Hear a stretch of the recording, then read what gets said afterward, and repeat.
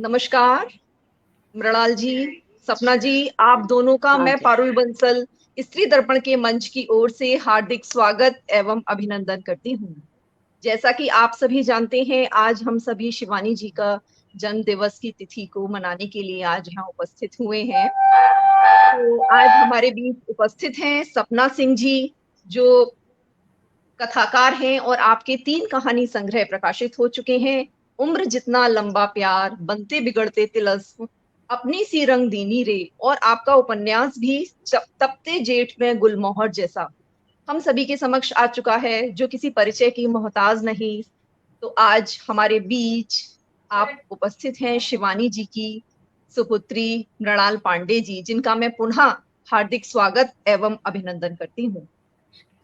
जी मृणाल जी, बहुत बहुत नमस्कार। आपसे रूबरू होना हम लोगों के लिए एक अमीरी है और एक बहुत बड़ी बात है कि मैं आपसे रूबरू हो रही हूँ। धन्यवाद। और आज हम जी जी आपको मतलब पढ़ते हुए, शिवानी जी को पढ़ते हुए हम लोग बड़े हुए हैं।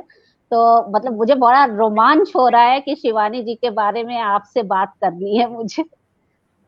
बहुत बिल्कुल, ज्यादा उनको गौरा रोमांचित हो। पंत के नाम से भी जाना जाता था। बताते जी हैं जी रविन्द्रनाथ जी टैगोर जी जी जो थे, वो उन्हें गौरा के नाम से संबोधित करते थे, और जी उन्होंने जी ही उनको अपनी मातृभाषा हिंदी में लिखने के लिए प्रेरित भी किया। उससे पहले वो जी बांग्ला में लिखती थी, जैसा मेरे संज्ञान में है। जी तदुपरांत फिर जी वो हिंदी भाषा में लिखने लगी। फिर तो उनकी अनेकों उपन्यास, देखिए, कहानी ऐसा संग्रह। है कि बांग्ला में लिखती थी कहना थोड़ा स्फीतिमय होगा क्योंकि वो बच्चा थी जब जी जब वो 8 वर्ष की थी, जब वो शांति निकेतन भेजी गई, और 2 वर्ष के अंदर ही बांग्ला उनकी मातृभाषा की तरह जी बन गई। और उससे पहले वो हिंदी और अंग्रेजी ही जानती थी, और घर में कुमाऊनी बोली जाती थी, तो बोलियों से भी उनका अच्छा परिचय था। और हिंदी के उनके शिक्षक थे हजारी प्रसाद द्विवेदी जी, और बांग्ला की शिक्षा स्वयं उनको हाथ पकड़ करके लिखना जिसे सिखाना कहते हैं, वो रविन्द्रनाथ ने ही बांग्ला में उनका अक्षरारंभ कराया था। तो उनको बांग्ला से अजहद लगाव था, ये सही है। 12 वर्ष वो शांति निकेतन में रहीं, ये भी सही है। और जब उन्होंने लिखना शुरू किया तो एक सालाना जलसा होता था, जिसमें कि रविन्द्रनाथ टैगोर अपनी कविताएं अबंगाली छात्रों से पढ़वाते थे, ये दिखाने के लिए कि अबंगाली छात्र भी अगर सही तरह से बंगाली सीखे तो उतने ही अच्छे लहजे और उच्चारण से पाठ कर सकते हैं। तो एक बहुत बड़ी साहित्यकारों की गैदरिंग थी जिसमें शिवानी जी ने पाठ किया, और बहुत अच्छा पाठ किया। और उन्होंने कहा, सबने साधुवाद दिया और उनसे कहा कि भाई तुम तो हम बंगालियों से अच्छी बंगाली बोलती हो। तो कुल 12 वर्ष की थी। नेचुरली उस उम्र में व्यक्ति बहुत उत्साहित हो जाता है। उस रॉ में उन्होंने अपने पत्रिका के लिए, शांति निकेतन की कला भवन की पत्रिका के लिए बंगाली में कहानी लिखी और गुरुदेव को दिखाने ले गई। तो गुरुदेव ने बहुत प्यार से कहा कि देखो, बहुत अच्छी बात है कि तुम्हारी बंगला पर इतनी अच्छी पकड़ है, लेकिन जब भी लिखो तो अपनी मातृभाषा में ही लिखना। उसके बाद तो खैर पढ़ाई लिखाई होती रही, तो रचनात्मक साहित्य छात्रा रहते हुए उन्होंने नहीं रचा। शादी के बाद जब हम लोग सब उनके चारों ओर धमा चौकड़ी कर रहे थे, तभी उन्होंने लिखना शुरू किया, और ये मैं रिकॉर्ड पर स्थापित कर देना चाहती मृणाल जी, सबसे ज्यादा जो हम लोगों को, जो क्योंकि हम उन्हीं को पढ़ते हुए एक तरह से कहा जाए तो साहित्य में आए हैं। जो 7-8 साल, 8वीं 7वीं 8वीं की कक्षा से जो साहित्य के प्रति एक लगाव शुरू होता है, वो शिवानी जी को ही पढ़ के हुआ। क्योंकि अगर सबसे पहले हमें प्रेमचंद दे दिया जाता पढ़ने को तो शायद हम भाग लेते साहित्य में आ ही नहीं पाते। तो शिवानी जी का ही हाथ पकड़ के, उनकी कथाओं का, उनके उपन्यास का हाथ पकड़ के हम लोग आए इधर। तो आपसे जो है, शिवानी जी की जो है वो पूरा कथा संसार इस सब के बारे में तो बहुत से लोग जानते हैं। हमको जो आपके बात करने के लिए हमसे जो कहा गया है, और खासतौर से जो मैं अगर शिवानी जी की फैन हूँ तो मैं खुद भी जानना चाहती हूँ कि जैसे कि एक पुरुष लेखक होता है और एक स्त्री लेखक, और वो भी एक ऐसी स्त्री जो पूर्णकालिक लेखक हो। मतलब शिवानी जी ने इतना प्रचुर लिखा है, इतना ज्यादा मात्रा में लिखा है कि ऐसा देख के ये लगता है कि वो बहुत सारा समय देती होंगी लिखने में। तो जब आप लोग बच्चे थे और सब आपके भाई बहन लोग, तो कैसा वातावरण होता था घर में जब माँ एक लेखक हो, और जब आप लोग बहुत छोटे रहे होंगे तो कैसा अनुभव आप लोग को होता था अपनी माँ के प्रति? ये शिवानी जी तब तो शायद ये परिचय तो रहा नहीं होगा कि शिवानी जी एक बहुत बड़ी राइटर हैं। आप लोग तो बच्चे रहे होंगे, आपको तो अपनी माँ वो ज्यादा दिखती होगी, तो इसलिए जो है थोड़ा सा ऐसा संस्मरण हम लोग को बताइए उनसे जुड़ा हुआ। देखिए, बेहतर ये होगा बातचीत के लिए कि आप बहुत सारी मान्यताएं मेरे सिर पर न डालें। जो मैंने देखा है, जो मैंने अनुभव किया है, जो मेरी व्यक्तिगत धारणाएं हैं, मेरे ख्याल में वही सामने रखूं तो समय की भी बचत होगी और उल-जलूल बातों से भी बचा जा सकेगा। पहली चीज तो ये होती है कि बच्चे अपनी माँ को जैसा वो होती है वैसा स्वीकार कर लेते हैं। स्वीकार कर हम लोगों के लिए हमारी माँ सबसे पहले एक माँ थी और उनसे हमारी वही अपेक्षाएं थी जो कि एक माँ से बच्चों की होती हैं। हम लोग 4 भाई-बहन थे और इसके अतिरिक्त हमारे बहुत सारे कज़िन्स थे। चूँकि मेरे पिता शिक्षाविद थे, मेरी माँ बहुत पढ़ी-लिखी थी, इसलिए उनको हमारे घर भेज दिया जाता था, गर्मी की छुट्टियों में भी, और कुछ बच्चे तो स्थायी रूप से स्कूल हमारे घर में रह कर के जाते थे। इसके अतिरिक्त बहुत सारे हमारे कज़िन्स थे जो नैनीताल में हॉस्टल्स में रह रहे थे स्कूलों के, वीकेंड में वो भी घर आ जाते थे। तो इसलिए हमारा घर बच्चों से भरा पूरा रहता था। रही बात वातावरण की, तो हमारे घर में अब मैं सोचती हूँ तो मुझे लगता है कि सामान्य मध्यवित्त परिवार की तरह से दाल-रोटी और ये ताना-रीरी वाला वातावरण नहीं था।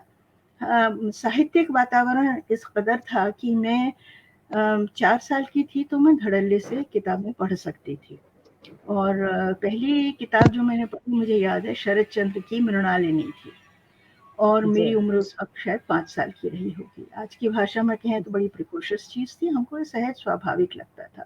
बातचीट भी हमारी जो होती थी उसमें हम लोग परिवार में इतने सारे साहित्यिक का वातावरण था कि साहित्य के उद्धरणों से भी कई बार हम लोग शॉर्ट हैंड टाइप बातचीत किया करते थे। और जो बहुत सारी उक्तियाँ और लोकोक्तियाँ, मुहावरे ये सब आते-जाते यहाँ तक कि हमारे घर के नौकर भी पढ़ने-लिखने वाले थे और वो भी काफ़ी पढ़ते थे। दूसरी चीज़ संगीत बहुत था हमारे घर में, शिवानी सुंदर गाती थीं, शांति निकेतन के कला भवन में पली-बढ़ी थीं, संगीत का उनको बहुत शौक था। इसलिए शास्त्रीय संगीत और संगीत की जो अच्छे गायकों की जो जानकारी थी, वो भी हमको सहज ही मिलती चली। कोई ऐसा नहीं था कि मास्टर रख के हमको सिखाया गया हो या कि कोई व्यक्ति आता हो और वो हमको बताता हो कि ये ऐसा-ऐसा है। सहज ही सुनते हुए एक संगीत नाम की पत्रिका है, हाथरस से निकलती है, वो शिवानी जी नियमित रूप से हमारे घर में बहुत पत्रिकाएँ मँगाई जाती थी। हम लोगों की हालत कोई मध्यवित्त परिवारों से अलग नहीं थी, बहुत सारी चीज़ों में शायद कटौतियाँ होती हों। मसलन हमारे पास खिलौने नहीं थे। मसलन हम लोगों के घरों में कारपेट्स नहीं थे, दरियों से काम चलाते थे, हालाँकि हम पहाड़ में रहते थे। बहुत फैंसी किस्म के कोई भी हमारे पास कपड़े नहीं थे, 2-2 जोड़ी सब बच्चों के पास स्कूल की यूनिफ़ॉर्म होती थी और जाड़े के जब दिन आते थे तो हम शिवानी जी से कहते तो तुम जल्दी से किस्तों में उपन्यास लिखना शुरू करो और अग्रिम मंगा लो क्योंकि हमारी यूनिफ़ॉर्म बनने वाली है। तो इस तरह से खींचतान के जैसे मध्यवित्त घर चलते हैं, हमारे लिए बिल्कुल सहज और स्वाभाविक था। उस वक़्त हम लोगों ने कभी ये नहीं सोचा कि वो कितना काम कर रही हैं। लिखने की आपने कहा उन्होंने बहुत समय समर्पित किया हुआ ये वो, हिंदी में बड़े लंबे-चौड़े लच्छेदार वाक्यों का घटाटोप बना के लेखकी का जो असली कर्म है, उससे ध्यान भटका दिया गया है और एक तरह की तोता रटंत शुरू हो गई है। सब लोग लिखते हैं, लेकिन हिंदी में हिंदी की सेवा की जाती है। काहे भाई? लिखने का काम अपने आप में एक बहुत दुष्कर काम है, जिसमें जितना आह्लाद है, उतना ही कष्ट भी है। शिवानी जी उस सब से गुजरती थी, लेकिन अपना कर्तव्य भी वो निभाती थी। डाइनिंग टेबल पर जब सब काम हो जाता था, कभी दोपहर में बैठ के लिख लेती थी, कभी रात गए तक लिखती थी, लेकिन कभी भी उन्होंने अपना जो काम था, माँ का, पत्नी का या घर गृहस्थी का, उसकी उपेक्षा नहीं की, जो कि अपने आप में एक अजूबा था। और उनकी जैसा कि भारतीय परिवारों में और खासकर उस जमाने में होता था, महिला वृंद में काफी हंसी भी उड़ाई जाती थी इस चीज के लिए कि गौरा की रोटियां हमेशा चौकोर होती हैं, गौरा को ये नहीं आता है, गौरा को वो नहीं आता है।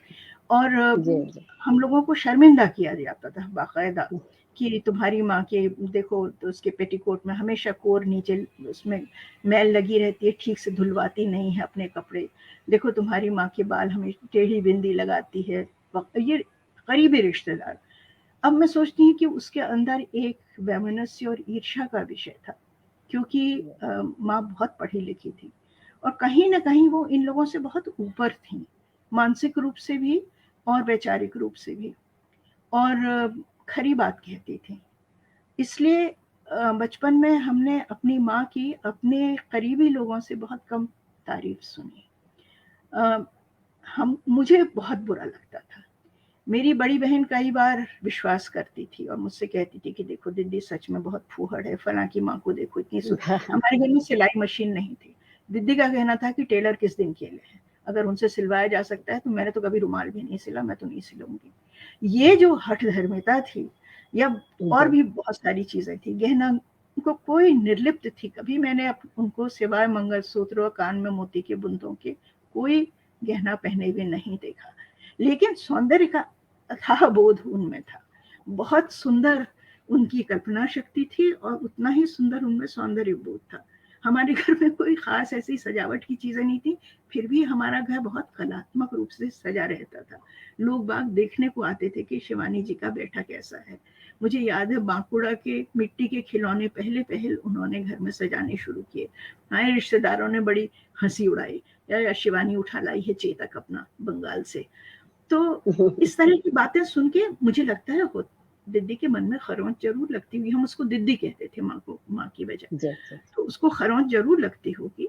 लेकिन एक स्थिति होती है, ये जो महिला लेखन नारीवाद, ये सब नहीं लागू होता है लेखक की प्रतिभा के एक स्तर के बाद, और इसकी ओट लेना या इसका नाम लेके किसी को क्लासिफाई करना, ये मैं समझती हूँ एक अक्षम्य अपराध है।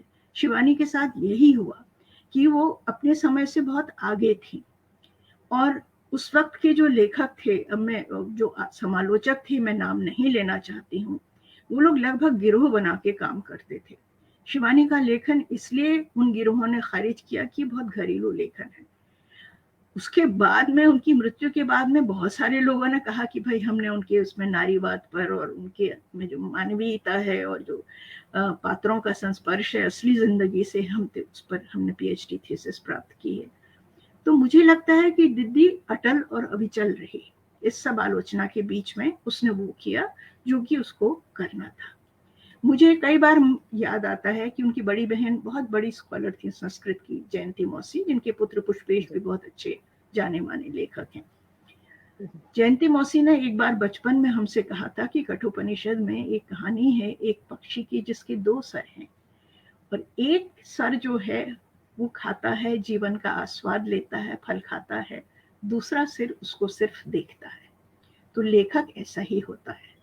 अब मुझे लगता है कि मेरी माँ का भी एक पक्ष था जो गृहस्थी में उलझा था, जीवन का आस्वाद लेता था, औरतों की गॉसिप सुनता था, प्रत्युत्तर देता था, बच्चों की स्कूल की फीस का और यूनिफॉर्म का नियमित प्रबंध करता था, कपड़े इस्त्री हो जाएं, घर में खाना पक जाए, मेहमान नवाजी हो जाए, इस सब का हिसाब रखता था। दूसरा मन जो था उसको उसी भेरुंड पक्षी की तरह से देखता रहता था और अंदर ही नोट्स बनाता रहता था, और वो सारी बातें जब मिल करके उनके जीवनानुभव से जब व्यक्त होती थी तो उनका लेखन बनता था।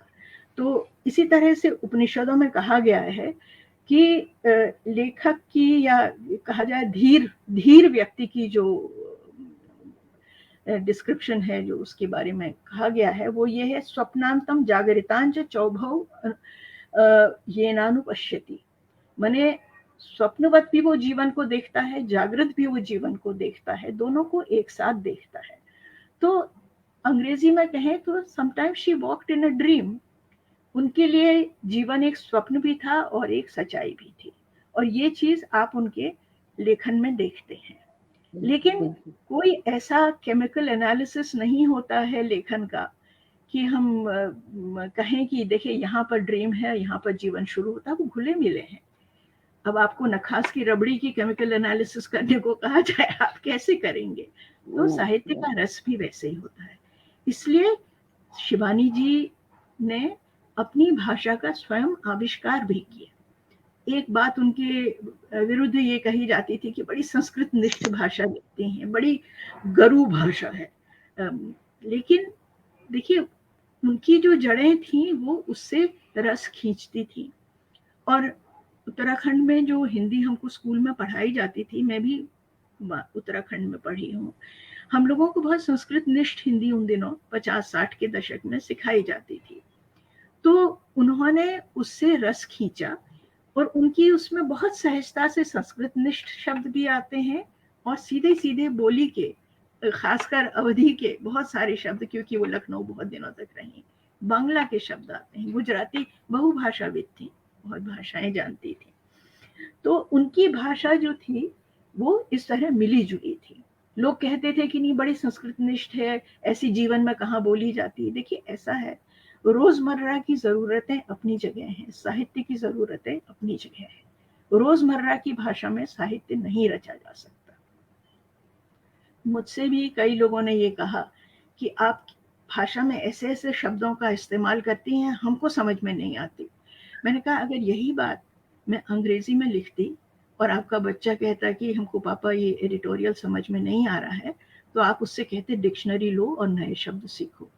हिंदी में कितने मध्यवर्गीय हिंदी की पट्टी के परिवार अपने बच्चों से कहते हैं कि अगर शिवानी समझ में नहीं आ रही हैं तो तुम एक डिक्शनरी लो और उसमें शब्द देखो, शब्दों की व्युत्पत्ति ढूंढो। हम लोगों का एक बहुत ही मनोरंजक पास टाइम पुष्पेश का और मेरा ये हुआ करता था कि हम शब्दों की जड़ें खोजते थे। एक फ्रेंच लेखिका है कोलेट, उन्होंने एक जगह कहा है कि शब्द समझ में ना आए तो उसका क्रियापद ढूंढो, क्रियापद तुमको बताएगा कि वो शब्द, उस शब्द की निर्मिति कैसे हुई। तो इस तरह से जो संस्कृत की डिक्शनरियां हैं उसमें ये काम किया गया है। तो हिंदी में लिखने वाले बहुत हैं, लेकिन भाषा और शब्द के गढ़ाई का काम, उसके सौष्ठव का काम, उसके परिमार्जन का काम, नई तरह से भाषा से खेलने का, शब्दों से क्रीड़ा भाव से, कौतुक भाव से खेलने का काम बहुत कम हुआ है। एक पिटी पिटाई सी लकीर बन गई है जिस पर चल करके लेखक भी और लेखिकाएं भी लिखते हैं, और जो लोग उस लीक को छोड़ते हैं बहुत समय तक उनका उपहास होता है। फिर अचानक लोग जागते हैं कि भाई ये नई चीज कह रहे हैं। रेणु का लेखन देखिए, अब उसको एक स्लॉट बना दिया गया कबूतर खानी की तरह से कि आंचलिक लेखन है। आंचलिक भाषा का पुट उसमें जरूर है, लेकिन वो सिर्फ बिहार की कहानी नहीं है, वो पूरे व्यापक भारतीय धरातल की कहानी है, उस भारत की कहानी है जो 60 और 70 के दशक में बन और टूट रहा था। तो इसलिए भाषा का सवाल उनका देखा जाना चाहिए गौर से। तीसरी चीज ये है कि जो घरेलू लेखन का आक्षेप शिवानी जी पर है वो ये कि देखिए, साहित्य जीवन की स्थायी सच्चाइयां पकड़ता है, सब इधर का उधर हो जाता है, लेकिन जो साहित्य जीवन की स्थायी सच्चाइयों पर पकड़ बनाता है, प्रेम, विच्छेद, अकेलापन, संतरास, घुटन, घुटन से उबरना, लड़ना, अपना हक लेना, ये सारी चीजें किसी वाद की तहत लेखक नहीं इस्तेमाल करता, किसी राजनीति की तहत, वैचारिक राजनीति की तहत इस्तेमाल नहीं करता है। वो कथा के माध्यम से, पात्रों के माध्यम से उसको साकार करता है। और यही शिवानी जी ने भी किया कि जो जीवन की स्थायी सच्चाइयां हैं, उनके जितने भी पात्र हैं, स्त्री पात्र हों या पुरुष पात्र हों, वो आज भी हमारे समाज का अंग है। हर एक घर में ऐसी लड़कियां हैं जिनको कि पुरुषों ने सहारा नहीं दिया, न पिता ने, न भाई ने, न पति ने, या तो अकाल मृत्यु हो गई, या वो पागल हो गए, या शराब पी। उनकी कहानियों में ऐसे बहुत सारे लोग हैं, लेकिन फिर वो पुरुष का सहारा ढूंढती हैं। और फिर अचानक एक मोड़ आता है जब उनको अनुभव होता है कि जो भी उनको शक्ति लानी है अपने ही भीतर से उपजानी है। सहारा ढूंढने की विकलता, सहारा न पाने की व्यथा और स्वयं सिद्धा बनने का गर्व, ये सब उनकी कहानी में पात्रों की मार्फत आता है। एक बात और कही जाती है कि शिवानी जी ने राजनीति पर नहीं लिखा। देखिए, ऐसा है कि राजनीति का कोई भी साहित्यकार, चाहे शिवानी जी हो चाहे मैं हूं, हम राजनीति के न स्थायी मित्र हैं न स्थायी दुश्मन। हम भेरुंड पक्षी की तरह से उसको होता हुआ देखते हैं और फिर अपनी तरह से, जिस तरह से उसको, चाहे वो देह की राजनीति हो चाहे शासन की राजनीति हो, उसको हम देखते हैं। एक पक्ष हमारा भोक्ता भले ही हो उन नीतियों का, लेकिन एक पक्ष तटस्थ दृष्टि से उसको देखकर उसका आकलन करता है, उसको जज करता है और उसको साहित्य और पात्रों की मार्फत साकार करता है, ताकि पाठक उसको बड़े दायरे में देखें। जो आज हो रहा है, कोई चुनाव जीता है या कोई चुनाव हारा है या किसी का सिर फूटा है, किसी का सिर कटा है, ये घटनाएं हैं, ये पत्रकारिता के लिए ठीक है, लेकिन इन घटनाओं से जो दायरे बनते हैं, जो रिपल्स बनते हैं, वो बहुत आगे तक जाते हैं और पीछे भी जाते हैं, क्योंकि पहले भी ऐसा हो चुका है। कुछ भी ऐसा नहीं है जो हमसे पहले नहीं घटा, कुछ भी ऐसा नहीं है जो घटेगा और जो हमारे अपने जीवन काल में हम नहीं देख रहे हैं। तो लेखक की, लेखकी का सबसे सुंदर पहलू यही है। भैरवी शिवानी जी की का उपन्यास है, अभी अंग्रेजी में ट्रांसलेट हुआ, तो जो जिन महिला ने उसको ट्रांसलेट किया वो बड़े अहोरूपम अहोध्वनि से कह रही थी कि हमको पता नहीं था कि उस जमाने में भी smoking weed was so in, she is so cool. तो मैंने कहा कि देखो, हमारे यहाँ हमेशा से साधु सन्यासी गांजा, और हमारे, जब हम उत्तराखंड में सरकारी स्कूलों में पढ़ते थे, छोटे छोटे स्कूलों में हमारी क्लास के कई लड़के अत्तर की गट्टी लगाते थे और वो छोटी सी चिलम लेके स्कूल के पिछवाड़े बैठ करके स्मोक करते थे। हम लोगों की जॉइंट क्लासेस होती थी मुक्तेश्वर जैसे छोटे कस्बे में, तो हमको पता था कि हमारे साथ के लोग, आज इसकी लौ लग गई है ऊपर, आंखें लाल लाल रहती थी, वे मास्टर कान खींचते थे उनके कि क्यों बे वो आज चढ़ा के आया है। तो ये सारी चीजें जीवनानुभूत होती हैं। शिवानी जी ने भी साधु सन्यासियों का, सन्यासियों के अखाड़ों मठों को बहुत क्लोजली देखा था। हमारी जो ननिहाल थी अल्मोड़ा में, उत्तराखंड बहुत समय से साधु संतों की शरण स्थली रहा है।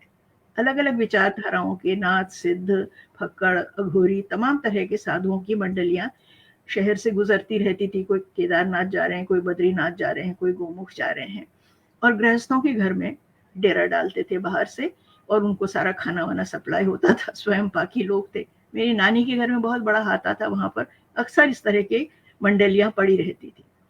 तो बचपन में और किशोरावस्था में शिवानी जी ने उनको भी देखा था, और उनकी निगाहों ने इस बात को पकड़ा कि ये जो सन्यासिनियां हैं, कहीं पर चाहे वो जीवन से वंचित, सामान्य गृहस्थ जीवन से वंचित हो, लेकिन उनके पास एक आजादी का स्तर है जो गृहस्थी या गृहस्थिन औरतों के पास नहीं है, और वो चीज उनको आकर्षित करती है। इसलिए उनकी कहानियों में स्वयं सिद्धा महिलाएं, भिक्षुणियां, इस तरह की सन्यासिनियां, अखाड़ों में घूमने वाली, गैरिक वस्त्र पहने, कोई इसके पीछे कोई फैशन परस्ती या कि गांजे भांग को कूल बनाने का आग्रह नहीं था, लेकिन वो जीवन था जो उन्होंने देखा था, और वो जीवन अब भी चला आ रहा है। थोड़ा उसका रूप बदल गया है, लेकिन वो ललक, वो चीज जो कि एक स्त्री को अपराधी बनाती है, दूसरी स्त्री को साध्वी बनाती है, वो चीज तो अभी भी समाज में विद्यमान है। उनकी कहानियों का नहीं, उनके इंटरव्यूज का एक संकलन है छोटा सा, बहुत कम लोग ने पढ़ा है, अपराधिनी, जिसमें उन्होंने लखनऊ की महिला जेल में जाकर के बहुत सारी संवासिनी, पढ़ा आपने शायद ये पढ़ा है मैंने जी। तो उन औरतों को भी अपनी बात कहने में कुछ समय लगा होगा, लेकिन शिवानी जी उनसे वो बात कहलवा पाई, क्योंकि उन दोनों के बीच में एक संवेदनात्मक रिश्ता बन गया। ये सब जीव पहचानते हैं कि स्पर्श कैसा, कौन स्पर्श अच्छा है, कौन स्पर्श बुरा है, किससे बात की जा सकती है, किसके आगे खोला जा सकता है। तो लेखक की गोदी ऐसी गोदी होती है जिसमें सर रख के कोई भी रो सकता है। सच्चे लेखक की मैं बात कह रही हूँ, नकली तो नकली कवियों की बहुत बड़ी वसुंधरा है। बहुत सुंदर तो बात है ये इसलिए जो शिवानी जी की जो पकड़ है, सन्यासी हैं, भिखारी हैं, कूड़ी, उन्होंने, बहुत कम लोगों को पता है कि जब वो हॉस्टल से, शांति निकेतन के हॉस्टल से गर्मी की छुट्टियों में अल्मोड़ा आती थी, तो वो अल्मोड़े में एक कुष्ठाश्रम अंग्रेजों ने बनवाया था, जो कि शायद उत्तर भारत का पहला कुष्ठाश्रम था। बहुत सारे उपेक्षित जीव वहाँ पड़े रहते थे। तो मेरी माँ को इच्छा थी कि मैं वहाँ जाके गांधी जी से भी प्रभावित थी, टैगोर से भी प्रभावित थी, और वो हर गर्मी की छुट्टियों में वहाँ काम करती थी। और मेरी नानी कहती थी तेरी माँ किसी के रोके नहीं रुकती थी, और मैंने इतना कहा छूत की बीमारी है वहाँ मत जा। फिर ये आती थी तो मैं इसके पानी में डेटॉल डाल के इसको नहलाती थी कि इसको छूत न लग जाए। तो जो उनके कोढ़ी पात्र हैं, उनके जीवन की अंतर व्यथा, उनके जीवन वो उन्होंने सचमुच देखी है। ये बात कभी भी उन्होंने ढोल बजा के नहीं कही, क्योंकि व्यक्तिगत रूप से अपना ढिंढोरा पीटना या ये कहना कि मैंने ऐसे ऐसे पात्र रचे हैं, उनका स्टाइल नहीं था। इस उनको मायने शायद में जरूरत भी नहीं थी दीदी कि वो ये करें, क्योंकि वो इतनी ज्यादा लोकप्रिय लेखिका थी कि उनको शायद जरूरत भी नहीं थी कि वो अपना ढिढोरा पीटे। देखिए, लोकप्रिय लेखिका तो वो थी, जी लेकिन बिल्कुल। पुरस्कृत लेखिका नहीं थी। इसकी कचोट उनके मन में थी, क्योंकि वो जानती थी कि उनके साथ बहुत अन्याय हो रहा है, और इसमें एक कुछ कुछ पितृसत्ताक परंपरा का भी हाथ था, जो कि महादेवी जी को वैल्यू करता था, क्योंकि महादेवी जी बिल्कुल निष्प्रह भिक्षुणी की तरह रहती थी और जी अलग थलग बिल्कुल। रहती थी, शादी नहीं की उन्होंने और रह करके पूर्णकालिक लेखक किया। इसी तरह से अमृता प्रीतम थी या कृष्णा सुप्ती थी। तो क्या मान्य होने, साहित्य आलोचना में मान्य होने के लिए विवाहित होना एक नेगेटिव क्वालिफिकेशन है। अगर कोई महिला विवाहित हो और अपने पति को रोज झाड़ू से न पीटती हो, निकाल न चुकी हो, विवाहिता हो और तलाक न ले चुकी हो, अकेले न रहती हो, अगर वो अच्छा लेखन कर रही है तो आप उसका लेखन देखिए। आप उसकी निजी जिंदगी में ताक झांक क्यों करते हैं कि ये तो फलाने खानदान की थी, ये तो उच्च वर्ण वर्ग की थी, ये तो संभ्रांत कुल की थी। अरे जो लिखा है कमबख्तो वो तो देखो। उसके बजाय आप महिला लेखन में फिर ये ढूंढते हैं कि अच्छा ये पात्र इस पर बेस्ड है, ये पात्र इस पर बेस्ड है। पुरुष लेखन के साथ तो ऐसा शायद नहीं होता है। तो ये 2-3 कमियां हमारे यहाँ साहित्य समालोचना में रही है। उसकी एक वजह ये भी है कि अखबारों में, पत्रिकाओं में समालोचक लगभग कुली बेगार की तरह होता है। उसको फुकट में किताब मिल जाती है, इसलिए वो किताबें ले जाता है, समालोचना लिखता है, 400 रुपये से 1000 रुपया या 1500 बहुत उदार संपादक हुआ तो उसको मिलता है। तो अंग्रेजी कहावत है कि आप मूंगफली दें तो आपको बंदर मिलेंगे। तो वही बंदरीपना हमारे यहाँ साहित्य समालोचना में झलकता है। अनलेस कि कोई आपके बहुत गहरे मित्र हों और किसी खास विचारधारा या वैचारिकता के तहत आप उनको बिल्डअप कर रहे हो। कैसे कैसे मूर्खों को मैंने बिल्डअप होते हुए देखा है और कैसे कैसे लोगों को तिरोहित होते हुए देखा है। क्योंकि आपने ठीक कहा कि शिवानी जी लोकप्रिय रहीं, बावजूद इसके कि पूरा जो हिंदी का स्वीकृत अकादमिक समालोचक वर्ग था वो उनके खिलाफ खड़ा था, उनको खारिज करता रहा। तो ये अपने आप में साहित्य की सामर्थ्य का मेरे लिए इससे बड़ा कोई और प्रमाण नहीं हो सकता है। आखिरी मृणाल बात जी, जो जी मुझे लगता है कि शायद इसी वजह से शिवानी जी घर घर फेमस थी। मतलब उनका ही नाम एक ऐसा था, महादेवी और सुभद्रा कुमारी चौहान जी के बाद, जो घर घर जाना जाता था, क्योंकि इतनी इस सब विवाहित में और इतनी। देखिए, मैं इस सब में नहीं जाती हूँ। मेरे लिए यही पर्याप्त है कि दिल्ली का साहित्य जीवित है। एक समय आया जबकि कुछ दिन तक लगभग उनके साहित्य के दर्शन नहीं होते थे। उसकी वजह ये थी कि उनके जो पुराने प्रकाशक थे वो बेचारे वृद्ध हो गए थे, उन्होंने अपने पुत्र को व्यवसाय सौंप दिया था। हिंदी प्रकाशन में अधिकतर जो बड़े प्रकाशक पहले हमारी माँ की पीढ़ी में थे, वो स्वयं पढ़ते थे लेखकों को प्रोत्साहित करते थे कि अब आप ये लिखिए, अब आपका बहुत दिन से हमको कुछ नया नहीं मिला है, आप ये कीजिए। धर्मयुग में कोई भी उनका छपता था तो वो खुद कहते थे कि आज इसकी ये किस्त हो गई, अब कहा है कि अंतिम किस्त आने जा रही है, हम प्रकाशन की तैयारी शुरू करते हैं, आप हमको पूरा मसौदा भेज दीजिए। तो ये उनमें था। और उसके अलावा कभी भी अगर अग्रिम भुगतान, शिवानी जी ने अपने सब बच्चों की शादियों में अग्रिम भुगतान लिया। मैंने बताया आपको कि हमारी स्कूल यूनिफॉर्म होती थी या कोई बीमार हो जाता था तो शिवानी जी फौरन बेचारी एक अग्रिम भुगतान लेकर के अपना काम शुरू करती थी। तो मैं उससे कहती थी कि तुझे देख करके मुझे वो याद आती है जो लीला चिटनिस टाइप की माएँ सिलाई मशीन चला के रात को पेटीकोट सिलती हैं कि घर में आटा दाल बना रहे। तो ये सब भी उन्होंने किया है, लेकिन इसका मतलब ये नहीं कि उन्होंने अपने साहित्य का स्तर गिरने दिया। जब ये पीढ़ी प्रकाशकों की गई, उन्होंने अपने बच्चों को प्रकाशन दिया। कुछ प्रकाशक पुत्र तो अच्छे व्यवसायी थे और उन्होंने ठीक से कुशलता से, अधिकतर ने वही जो कपाल फूटता है हिंदी वालों का, अपने बच्चों को अंग्रेजी माध्यम स्कूलों में भेजा था। इसका मतलब हिंदी से उनका बोलचाल बिल्कुल बंद थी। तो उनके लिए सिर्फ एक पैसा उगलने वाली, सोने का अंडा देने वाली मुर्गी होती थी लेखिका। ये नहीं कि वो लिख क्या रही है, उसने लिखा क्या है, और मुझे ये बहुत अपमानजनक लगता था। तो शिवानी जी की मृत्यु के बाद उनका सारा साहित्य मैंने एकत्रित किया, उसको ठीक से संपादित किया और अपने प्रकाशक से बातचीत की।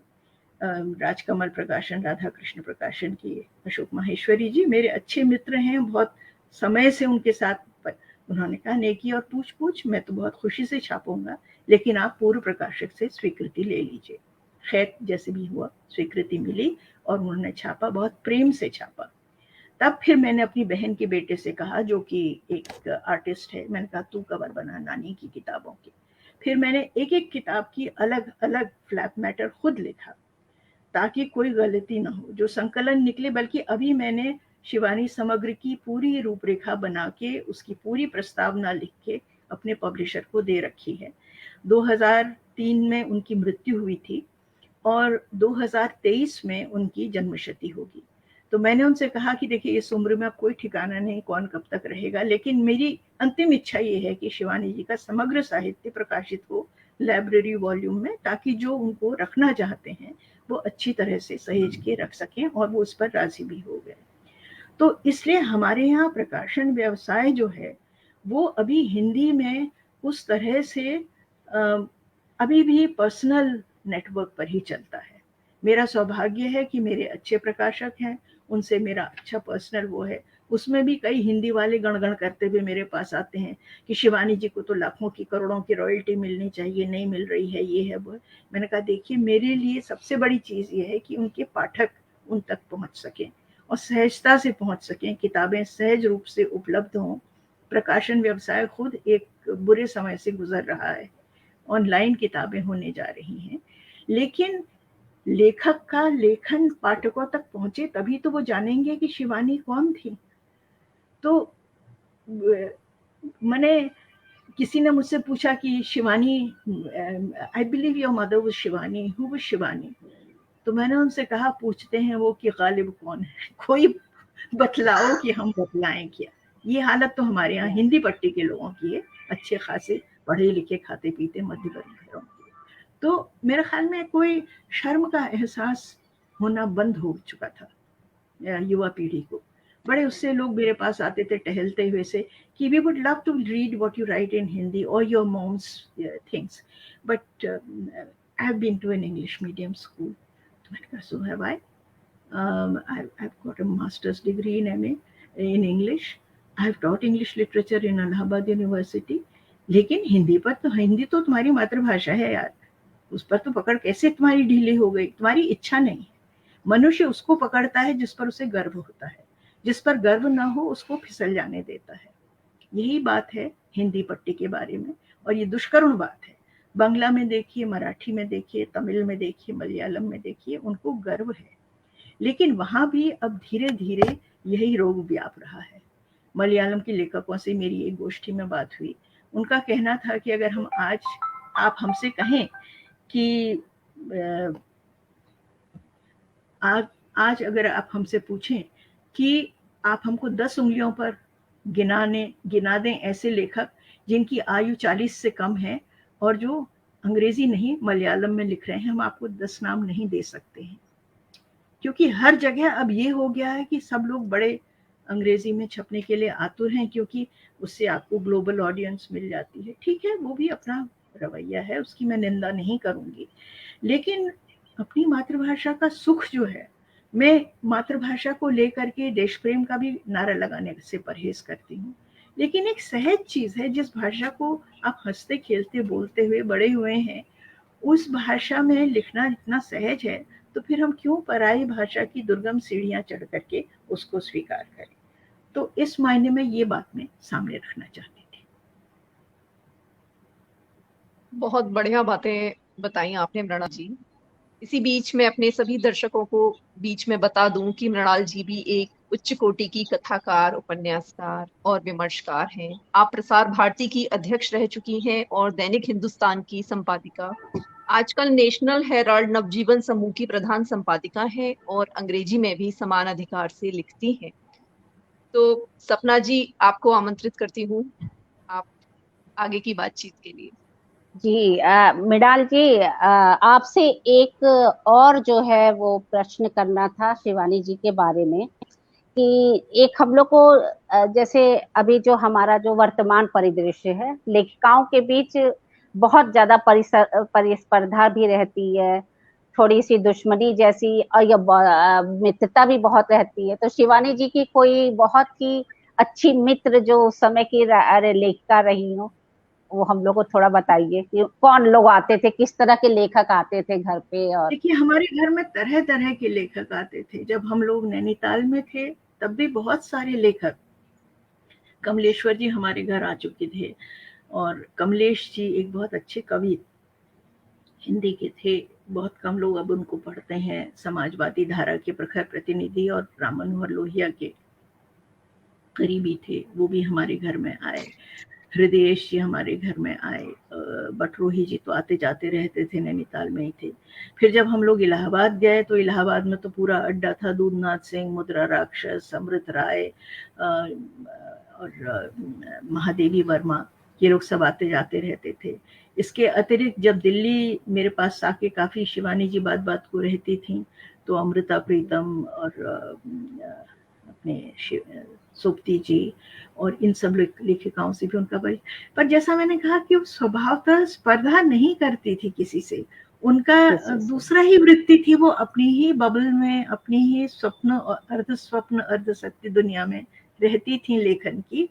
और बल्कि एक बार जब एक उपन्यास के नाम को लेकर के अमृता प्रीतम और कृष्णा सोप्ती के बीच में बहुत कटु विवाद हुआ, कुछ पुरुष लेखकों ने उस आग में घी डाल करके मामले को अदालत पहुंचा दिया, तो मेरी माँ को बहुत बुरा लगा।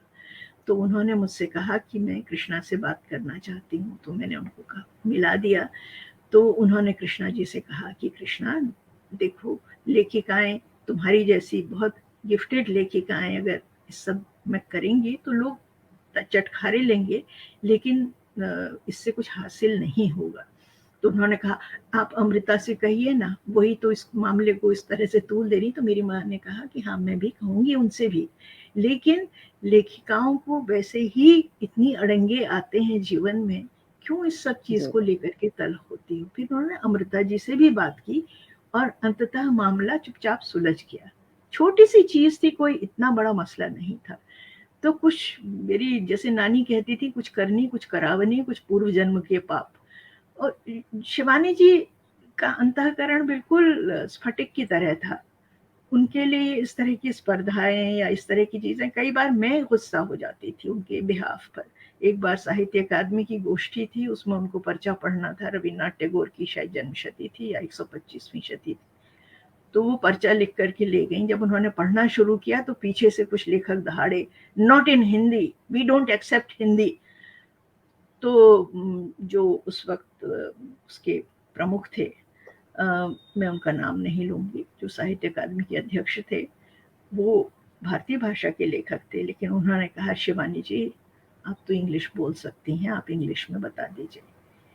और मेरी माँ इतनी सरल और इतनी सहज थी, बोली देखिए ऐसा है कि जो बात हिंदी में कही है वो अंग्रेजी में कह नहीं पाऊंगी, लेकिन जितना बन पड़ेगा मैं कहती हूँ। तो मैं खड़ी हो गई और मैंने उनको आड़े हाथों लिया। मैंने कहा, शर्म की बात है, एक हिंदी लेखिका को आप बुलाते हैं और आप उनसे कह रहे हैं कि तुम अंग्रेजी में बोलो, जबकि उनको आपने बुलाया इसलिए कि वो हिंदी में लिखती हैं। वो कह रही हैं कि वो हिंदी में पर्चा लिख के लाई हैं, आप उनको बोलने नहीं दे रहे हैं। तो फिर हिंदी के कुछ और भी जो वीर बांकुरे सक पकाए हुए बैठे थे, वो थोड़े से एक आध खड़े हुए। तो फिर उनको थोड़ी शायद लज्जा का अनुभव हुआ। उन्होंने कहा, नहीं नहीं शिवानी जी आप पढ़िए, आप हमें वरिष्ठ हैं। और शिवानी, बहुत सुंदर पर्चा था और बहुत मार्मिक पर्चा था।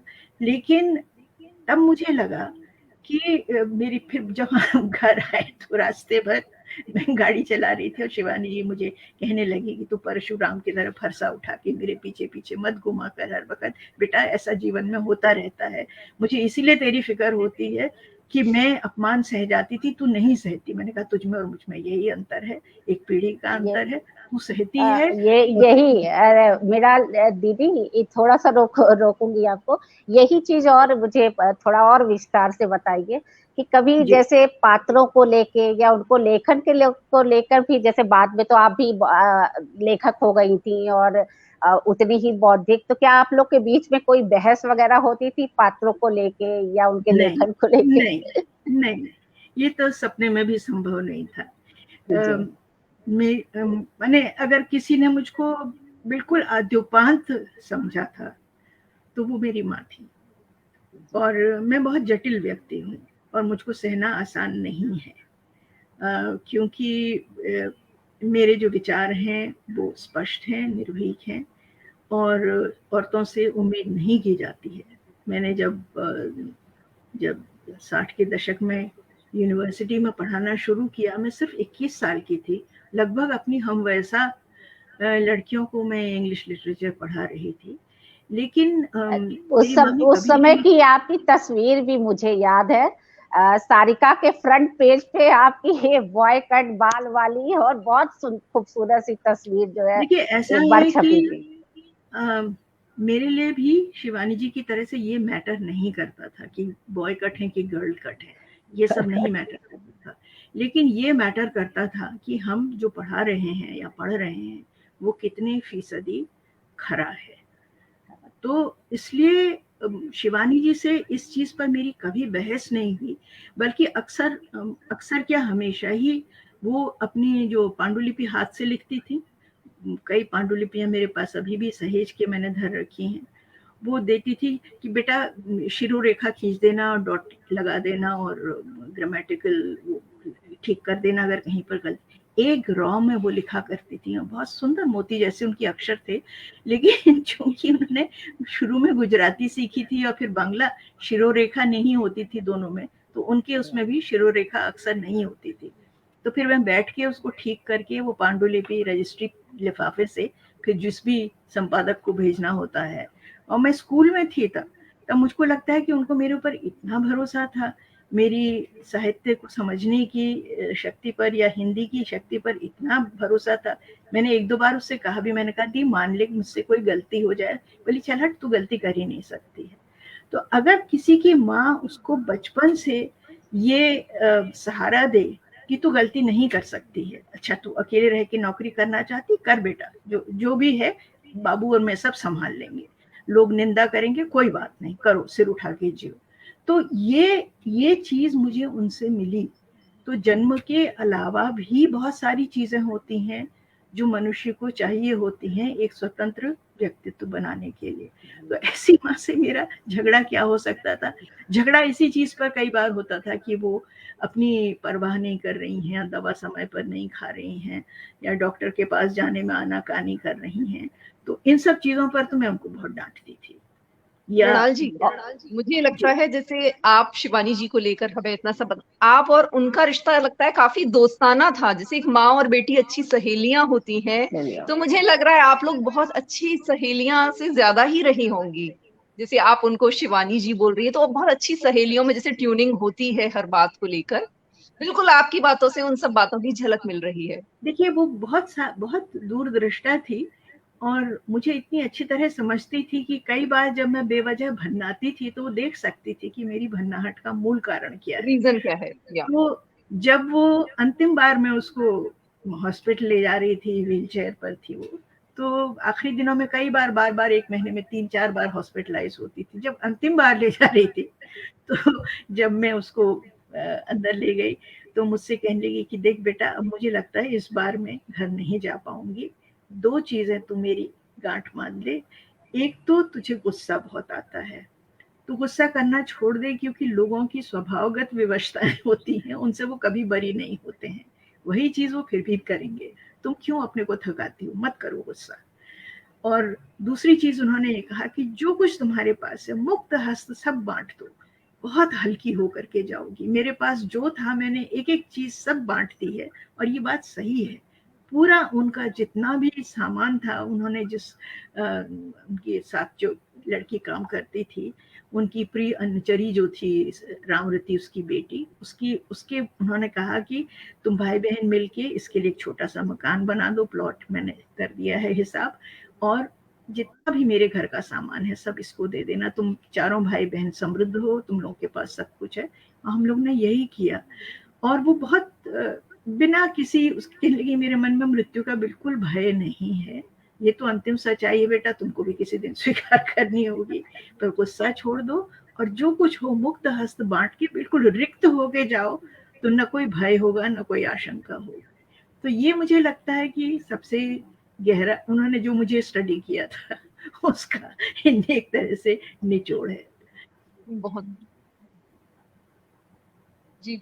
जैसा कि मृणाल जी, अगले वर्ष शिवानी जी की जन्म शती आरंभ होगी, तो उसको मनाने की कोई योजना इस समय तैयार हो रही है? क्या आयोजन रहेगा, कुछ इस बात देखिए, पर? जो प्रकाशक महोदय हैं वो अपनी तरह से प्रयास कर रहे हैं, हम भाई बहन अपनी तरह से उनका सहयोग कर रहे हैं, जो भी उनको आवश्यकता है। मैंने बताया कि वो मैं प्रस्तावना सहित पूरी सामग्री उनको दे चुकी हूँ।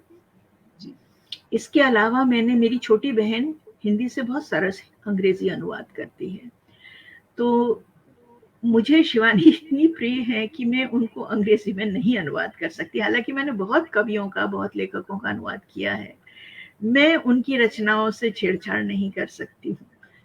अपनी रचनाओं से भी जितना प्यार करती हूँ उससे कहीं अधिक उनकी रचनाओं से। तो मैंने अपनी छोटी बहन से कहा, मैंने कहा कि तू तटस्थ है और तू बहुत अच्छी पकड़ रखती है, तू उनकी आत्मकथा का अनुवाद कर दे। उनकी आत्मकथा का शीर्षक है सुनहु तात। ये तुलसीदास की पंक्तियां हैं, सुनहु तात यह अकथ कहानी, समुझत बनत न जाए बखानी। ये एक ऐसी कहानी है जो अकथनीय है, इसको समझना भी कठिन है और बखान करना भी कठिन है। जी, बिल्कुल सही कहा आपने। जैसे आज के लेखक प्रकाशक शिकायत करते हैं कि हिंदी में पाठक नहीं है, लेकिन उस जमाने में शिवानी जी को बहुत पाठक मिले, बहुत स्नेह मिला। इसके क्या कारण रहे और ऐसे कौन से तत्व हैं जिनसे पाठक आकृष्ट होता था उनसे? देखिए, ये तो मैंने कहा कि रबड़ी की एनालिसिस करने वाली बात है, उसको आप नहीं केमिकल एनालिसिस नहीं कर सकते हैं, लेकिन सच्चापन, लेखन का सच्चापन और लेखन की सरसता। अंत में हमारे यहाँ जैसे अभिनव गुप्त ने भी कहा ना कि रसो वैस, अंत में क्या चीज मैटर करती है? रस। अगर कथा रस है तो आपको पाठक मिल जाते हैं। मैं, अगर समय हो तो एक छोटा सा किस्सा शिवानी जी के बाबत बताना चाहूंगी। जी दीदी, बिल्कुल, स्वागत है। उनका एक उपन्यास वो किस्तों में लिख करके भारती जी को भेजती थी, तो उपन्यास की उन्होंने हाथ से लिखी हुई पांडुलिपि भारती जी को भेजी। और धर्मवीर भारती सचमुच बहुत मर्मज्ञ और स्नेही मित्र थे, हमारे लिए तो वो पितृतुल्य थे ही। शिवानी जी उनको भाई मानती थी और हमेशा लखनऊ से जब भी बम्बई जाती थी भाई के पास, तो धर्मवीर भारती के लिए एक सौगात रेवड़ियां लखनऊ की और चिकन का कुर्ता और ये सब। पुष्पा जी भारती जी से उनको अगाध स्नेह था। तो उस जमाने के संपादक और लेखक में भी एक इस तरह का रिश्ता होता था। ये भी एक वजह थी कि उनको व्यवस्थित तरीके से ठीक से छापा गया, क्योंकि माथे पर श्री राम वाली चीज थी। उसी तरह साप्ताहिक हिंदुस्तान में मनोहर श्याम जोशी थे, जिनसे भी उनका बहुत अच्छा सस्नेह रिश्ता था। दोनों संपादकों ने बहुत आदर और प्रेम से उनको छापा, और इन दोनों के दिवंगत होने के बाद मेरे सिर पर ये दायित्व आया, तब तक मैं संपादक बन चुकी थी। साप्ताहिक हिंदुस्तान में मैंने छापने की धृष्टता की। तो ये शिवानी जी ने एक पांडुलिपि भेजी थी और भारती जी लोकल ट्रेन से आया जाया करते थे घर से दफ्तर। तो उसने, और वो हमेशा ट्रेन में बैठ करके फिर अपनी पांडुलिपियां पढ़ा करते थे जो उनकी प्रिय होती थी। उस दिन वो शिवानी जी की पांडुलिपि लेकर के आए थे और पढ़ रहे थे। फिर उनका स्टेशन आया और वो उतर गए। दुर्भाग्य से पांडुलिपि ट्रेन में रह गई। किसी सज्जन को वो मिली, उन्होंने पढ़ना शुरू किया, वो भी हिंदी के ही रहे होंगे पारखी, और उन्होंने देखा कि ये तो बहुत सरस है। तो उन्होंने घर जाके अपनी पत्नी से कहा कि मैं एक उपन्यास लिखने वाला था और मैंने वो संपूर्ण कर लिया है, तुम जरा पढ़ के बताओ कैसा है। उन्होंने उसके कुछ पन्ने दिए अपनी पत्नी को पढ़ने के लिए। तो उन्होंने कहा क्या खाक लिखा है, शिवानी जी की नकल टीपी और क्या। तो उन्होंने धर्मवीर भारती जी के दफ्तर में आकर के वो पांडुलिपियों को दी और कहा कि मैं हाथ जोड़ के शिवानी जी से क्षमा मांगता हूँ, उनको उनकी नकल टीपना किसी के लिए संभव नहीं है, और मैंने चोरी की, इसके लिए जो दंड वो कहेंगी। मेरी माँ बहुत खुश हुई ये जान करके। ये हमारे घर में एक लतीफा बन गया कि शिवानी क्या क्या खाक लिखा है, शिवानी जी की नकल टीपी है। जी, बहुत ही रोचक जानकारी आपने इस तथ्य पर हमें दी। जी सपना जी।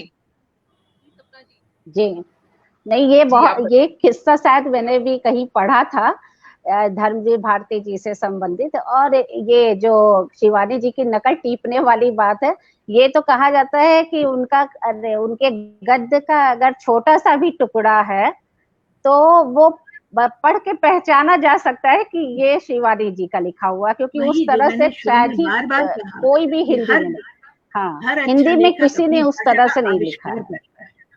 आविष्कार कर, ये मतलब जी, वो शिवानी जी की भाषा उनकी एक पहचान थी कि उस तरह से कोई भी नहीं लिख सकता था।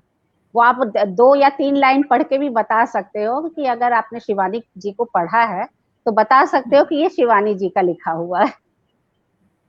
तो ये बहुत ही महत्वपूर्ण बात है। अच्छा, कुछ चीजें जो है उनके पात्रों के बारे में, जो उन्होंने जो पात्र हैं कुछ तो बहुत ही विलक्षण थे, जैसे कि एक विषकन्या का ध्यान आता है। तो क्या ऐसा कुछ उन्होंने सचमुच ये कल्पना से गढ़े हुए पात्र थे, या सचमुच इस तरह का कभी हुआ था विषकन्या? क्योंकि अक्सर याद आती है कि किस तरह से वो उसके मुंह से निकला कोई भी शब्द जो है वो वो हो जाता था, सच हो जाता था। उनका जो उपन्यास है विषकन्या। ऐसा है कि बहुत सारे लेखक के सामने बहुत सारी प्रकार के अनुभव होते हैं, अनुभव बहुत विशाल होते हैं। लेखक में और सामान्य व्यक्ति में ये अंतर होता है कि लेखक उसमें से सोने के तार पकड़ लेता है और उनको एकत्र करता जी जाता है कोयल की तरह। उसके बाद एक दिन बैठ जी के पिटारा खोल करके उन सब के घर्षण से, उन सब की घालमेल से नए पात्र तैयार करता है।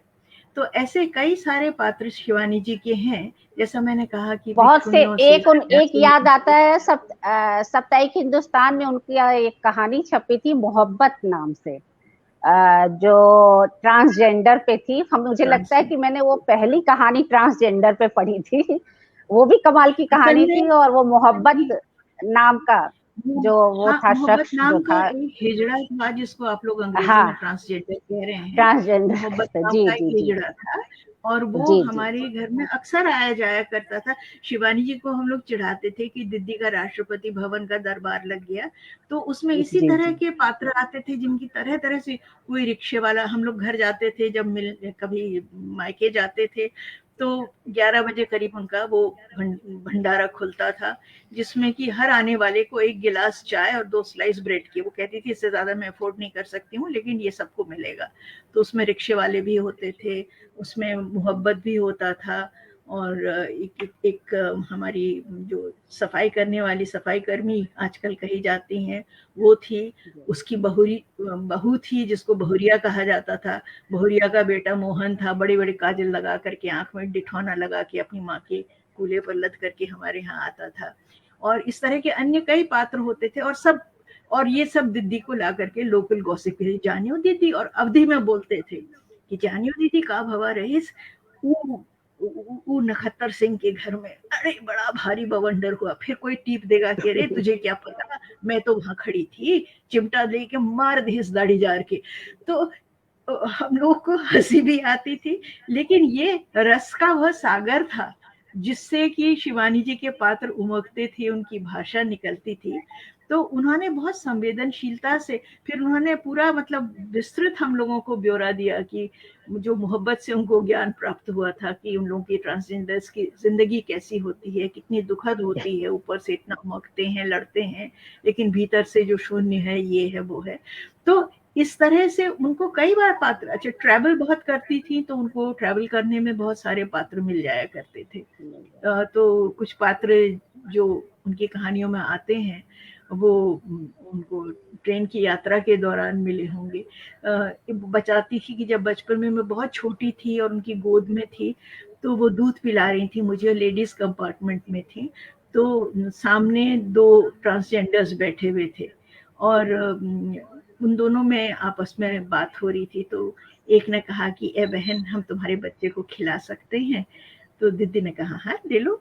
छोटी सी मुझे उनको थमा दिया गया। तो दीदी कहने लगी कि दोनों धार धार रोने लगी कि अल्लाह ने हमको ये सुख नहीं दिया। सब दिया बहन जी, बहन सब कुछ दिया, अल्लाह ने ये सुख नहीं दिया। बस तुम्हारा बच्चा खिला लिया, तुम्हारा बच्चा बहुत तरक्की। दीदी मुझसे कहती थी कि तू जो लिखने पढ़ने और सब में तूने जो पाया है, वो कहीं ना कहीं उनका ट्रांसजेंडर्स का आशीर्वाद तेरे साथ है। तो फिर उन्होंने कहा कि बहन हमको दिखा दो दूध कैसे पिलाती हो तुम। तो मेरी मदर ने, लेडीज कंपार्टमेंट था, उनको मुझे दूध पिला के दिखाया कि ऐसे पिलाते हैं। तो ये पैथेटिक चीज जो एहसास है शून्यता का, अनुर्वरा होने का, वंध्या होने का एहसास, ये उनकी कहानियों में कई जगह आता है। तो वही मैंने कहा कि एक कोयल की तरह से जो भी चमकीली आकर्षक चीज दिखती है, लेखक का मन उसे जमा करता रहता है, और फिर कब वो किस तरह से विकसित होगा ये सिर्फ लेखक ही जानता है। कुछ पाठ तो उनके ऐसे हैं कि जो बिल्कुल हमें लगते हैं कि बिल्कुल हमारे घर के जाने पर, जैसे कि 14 फेरे की ताई, ताई जो एक थी 14 फेरे में, वो तो बिल्कुल ऐसे लगती है कि जैसे हम लोग के घर में जरूर एक ताई इस तरह की है। बहुत मतलब लोग रिलेट कर लेते थे, खासतौर से उस समय की जो मध्यवर्गीय औरतें होती थी वो बहुत रिलेट करती थी शिवानी जी के उपन्यासों से, क्योंकि गली गली ऐसे पात्र बिखरे पड़े थे। लोग इनके बारे में लिखते नहीं थे, पुरुषों की शायद नजर नहीं पड़ती थी, पड़ती भी थी तो फिर उसको वही राजनीति से जोड़ के सर्वहारा वर्ग या सामंती विलास करके टाल देते थे। लेकिन दीदी बेछूट जो देखती थी वो लिखती थी, उसके मन में ऐसे कोई अलग अलग फिल्टर नहीं, राजनीतिक फिल्टर नहीं थे। आपके मृणाल जी, आपके लेखन पर शिवानी जी के लेखन का क्या असर पड़ा, आपके व्यक्तित्व पर, लेखन पर? देखने का, सबसे बड़ी चीज उन्होंने दृष्टि दी, भाषा के लिए प्रेम दिया और पढ़ने के संस्कार दिए, बहुभाषा भाषी होने के लिए हमेशा इनकरेज किया। मैं हिंदी माध्यम स्कूल में पढ़ती थी, मेरे भाई बहन अंग्रेजी माध्यम स्कूल में पढ़ते थे, क्योंकि मेरी इच्छा थी कि मैं संस्कृत पढ़ूंगी, तो उसको भी उन्होंने प्रोत्साहित किया और कहा कि बहुत अच्छी बात है, हिंदी अगर बिना संस्कृत के पढ़ोगी तो समझ में नहीं आएगी। एक इच्छा उनकी बहुत थी कि मैं क्लासिकल म्यूजिक सीखूं, लेकिन स्कूली पढ़ाई का इतना वो था कि मैंने कहा कि अभी तो मैं नहीं सीखती हूँ। बात को मैंने सीखना शुरू किया और 25 साल विधिवत सीखा, शास्त्रीय संगीत सीखा, और उससे वो बहुत प्रसन्न थी। जब मेरे घर में आके रहती थी, कहती थी सुबह सुबह तुम रियाज करती हो तो मेरे कान तृप्त हो जाते हैं, चलो मैंने अच्छे ही तुमको संस्कार दिए हैं। तो उन्होंने सबसे बड़ी चीज संवेदनशीलता थी, दूसरे के सुख दुख को देख सकने की, और ये सब देख करके भी भेरुंड पक्षी की तरह तटस्थ रहने की क्षमता दी। तो ये उनकी बहुत बड़ी मुझे देन है, बाकी सब तो जैसा बनता है बनता रहेगा। बहुत अच्छा लग रहा है, आपकी बातों में इतना रस आ रहा है, बस विदा लेने को मन नहीं चाह रहा, मन कर रहा है कि शिवानी जी के और आपके बारे में, आपसे जुड़ी छोटी मोटी नोकझोंक सब सुनते रहें, किंतु समय की बाध्यता है। तो सपना जी, और कोई सवाल आपका?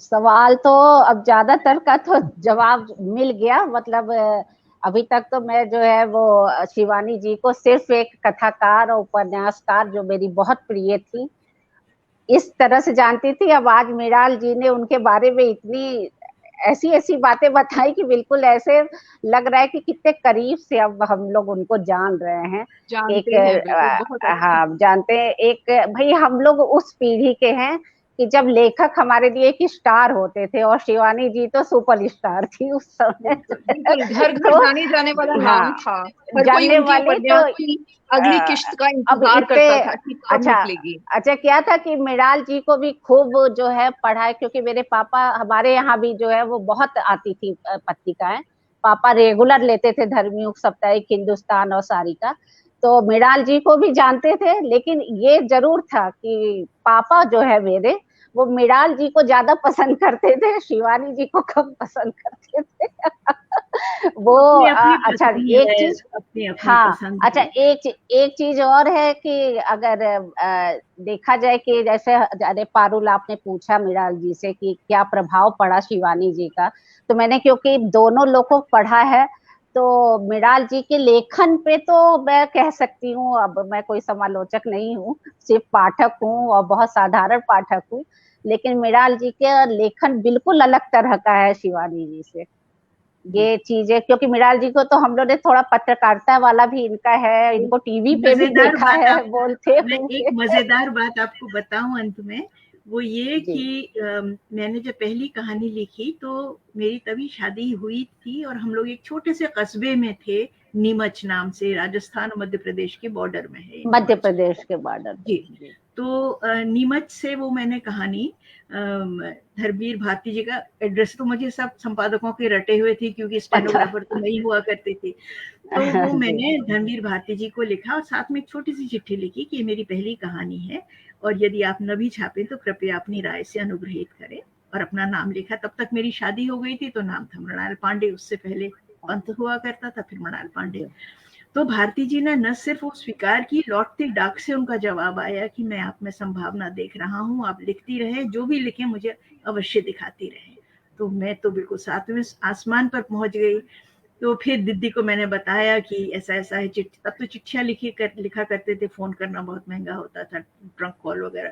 जी होता तो था। जी। दीदी भी बहुत खुश हुई, वो कहानी छपी और थोड़ी बहुत उसकी चर्चा भी हुई। उसके बाद मेरी कई कहानियां छपी, सारिका छपती थी तो कमलेश्वर जी को एक हाँ आध उस कहानी समय, लिखी, हाँ। भी छाप दी।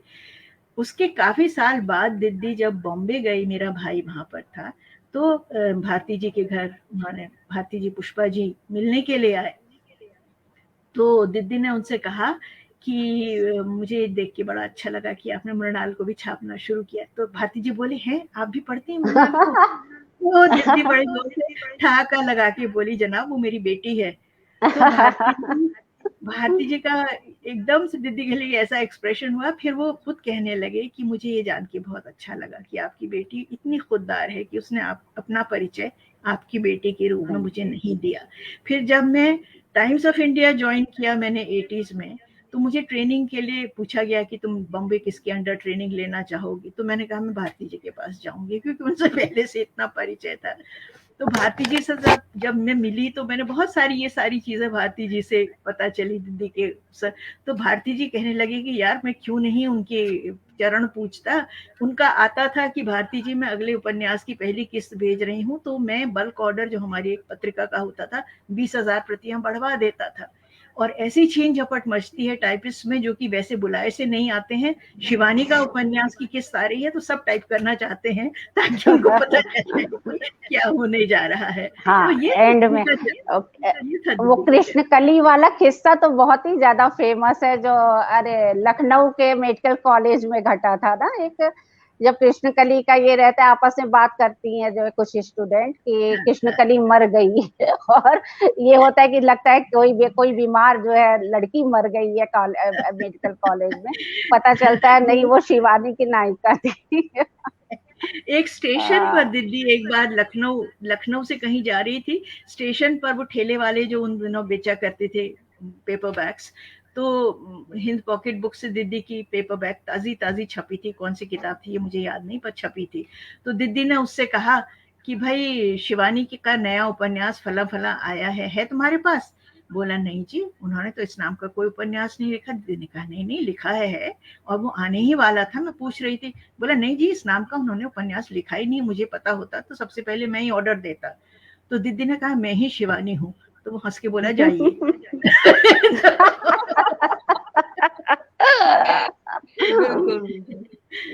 तो उस वक्त जैसे लेखिका या लेखकों की तस्वीर उसमें उपन्यास में नहीं छपा करती थी। नहीं छपती थी, और नहीं, मेरे ख्याल में बड़ा छोटी सी भी होगी, पर ये सब इस तरह का जगर मगर मीडिया नहीं था ना, अच्छा ही नहीं था, हाँ।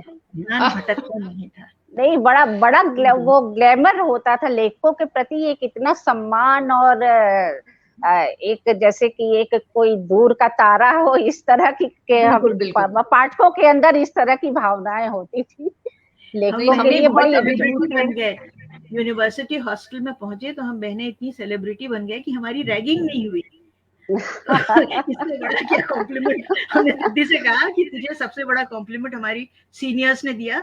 उन्होंने कहा तुम शिवानी की बेटी हो, जाओ तुमको रुखता हमने चलता किया, तो कल से तुम हमारे में शुमार हो जाओगे। पर हमको बताती रहना कि अगली अगली किस्त में क्या आ रहा है। तो ये अनुबंध हमने किए। उस जमाने में एक बात और मैं ऐड करना चाहूंगी, उस जमाने में बहुत से लोगों ने अपनी बेटियों के नाम शिवानी रखे थे, और वो मतलब शिवानी जो है वो दुर्गा जी की वजह से नहीं, वो शिवानी राइटर की वजह से नाम रखे थे। बहुत से लोगों ने रखे थे कि मतलब वो शिवानी राइटर थी, उनके नाम पे मैं अपनी बेटी का नाम रखती हूँ।